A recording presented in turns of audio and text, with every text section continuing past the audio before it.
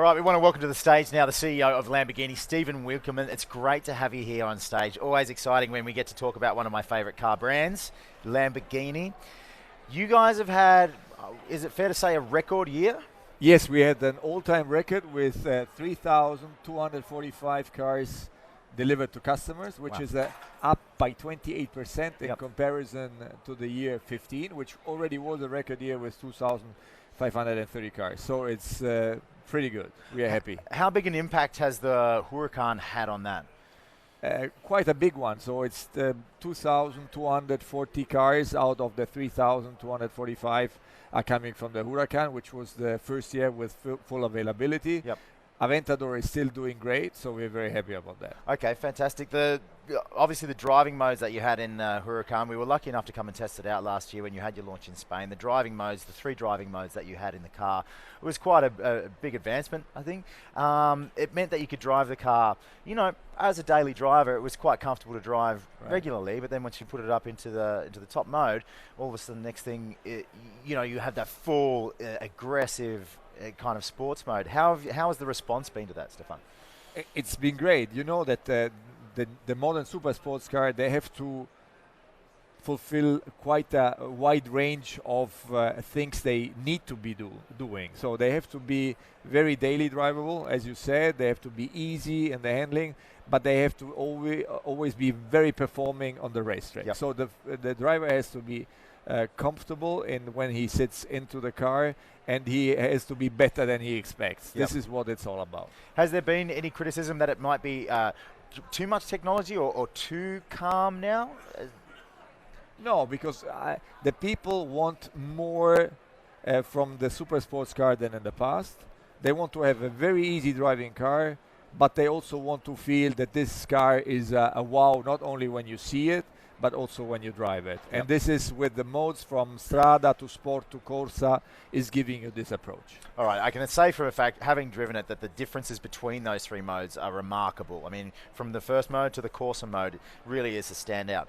Now, you've also, obviously, that's the all-wheel drive, the Huracan that got launched. Then you've brought out the 2-wheel drive, the rear-wheel drive as well, as a kind of an entry level into the Lamborghini, would you call it? But you know that the segment is made almost 2/3 out of rear-wheel drive cars. We have the all-wheel drive car, so we said we need a car that is really competing with all of the others. It has an advantage. It's for young drivers, but it's also for very skilled drivers. So the ones who are able to drift and have and want to have a lot of fun, then this is the right car to buy. Also, I have to say it's a very safe car, because if you drive it on a normal road, you don't feel a big difference. Right. Is there a rumor perhaps that there might be something down the pipeline like an ultra high performance version of the Huracan, like an SV type badge? But you know that down the road with the Gallardo, so the predecessor of the Huracan, we did a lot of derivatives. We are showing now with the Aventador that last year we presented the Super Veloce Coupe and then the Roadster. They are both sold out. And you can imagine that there is a lot more to come on the Huracan side. Okay. Some of the other companies under your umbrella have experimented with the autonomous driving. I had a chance to drive the autonomous RA7 that came out. Bobby, I think its name was. Is that something that you could see? Would autonomous be something that Lamborghini could be exploring further down the road? But you know, on the super sports car, it's about the driving, the real driving. It's not important to go from A to B. It's but how you get there. So if you step into a Lamborghini, you really want to drive the car. On the other hand, if we're now stepping into the Urus, so in the 3rd model of Lamborghini, which is going to be a game changer and is going to be an SUV, it has to be an everyday drivable car. We're not looking into autonomous driving, but in assisted driving, which is important for the future, for the safety of the cars. So this is something we are looking into.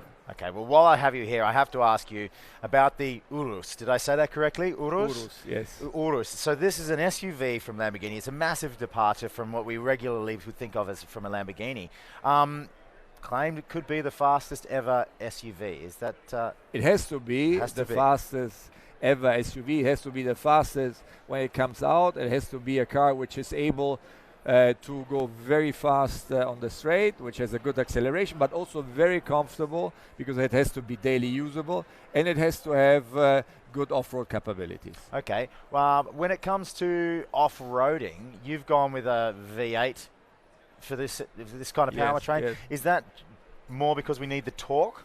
Yes, because we will have a V8 B-turbo, and then if you want to go off-road on steep hills or climbing, then you need a lot of torque and at low revs, and this is important for the off-roaders. Okay, and when does it look like we're going to see the Urus come to market? In 2018.